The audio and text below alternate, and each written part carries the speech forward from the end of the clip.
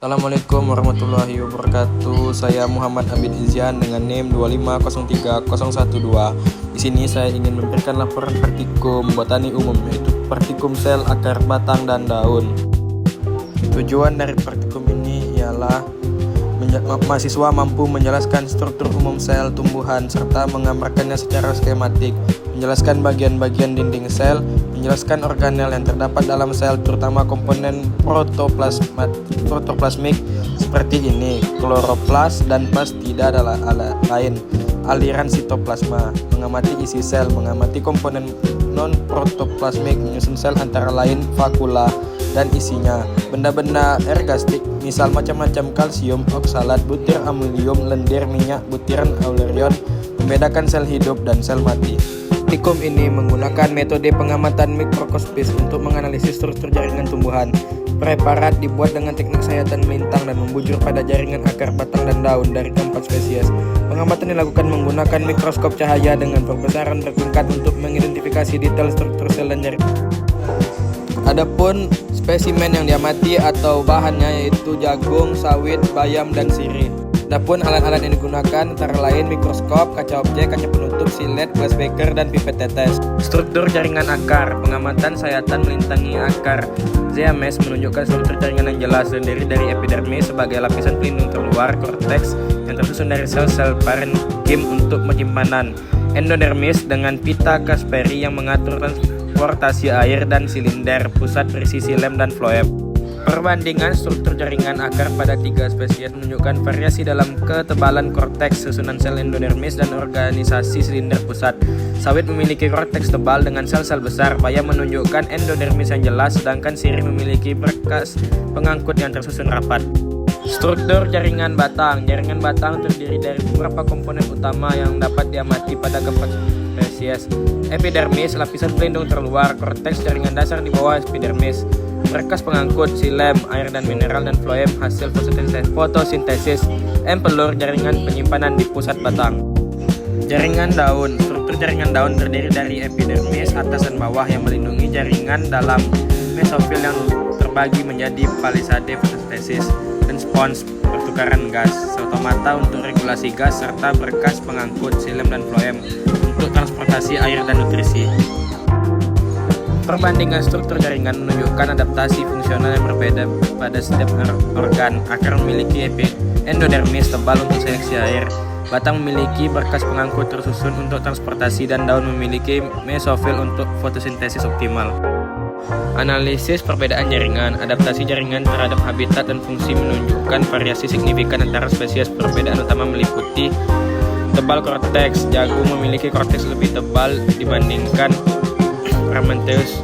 Tipe stomata piperpetal menunjukkan stomata anomistik, berbeda dengan tipe parasitik pada jagung. Komposisi berkas pengangkut. Elaeis guinealis memiliki xilem dan floem tersebar, sedangkan bayam tersusun melingkar. Kesimpulannya, struktur jaringan tumbuhan bervariasi sesuai organ dan spesies yang diamati. Pengamatan mikroskopis sangat membantu dalam memahami anatomi tumbuhan secara mendalam. Pengetahuan tentang jaringan tumbuhan memiliki relevansi penting dalam studi botani dan berbagai aplikasi praktik.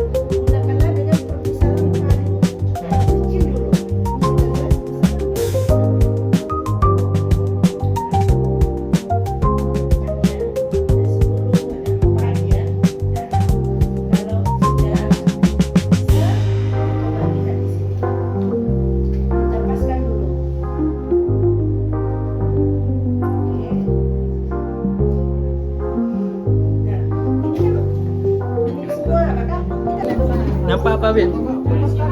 Tadi nampak loh. Enggak, ke kiri. Ini nampak sana.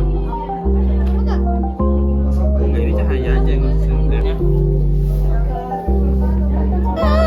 Kulit Bit, tolongin Bit. Mana tutupnya? Tutup. Susah. Tutup. Enggak pas gini dia kan. Miring-miring dari miring dulu. Miring gini kan. Miring gini tuh. Pas peta dia, pas peta. Ah, ya, tapi peta pas. Oke, Rabin, bisa tuh. Oke, main mana lagi?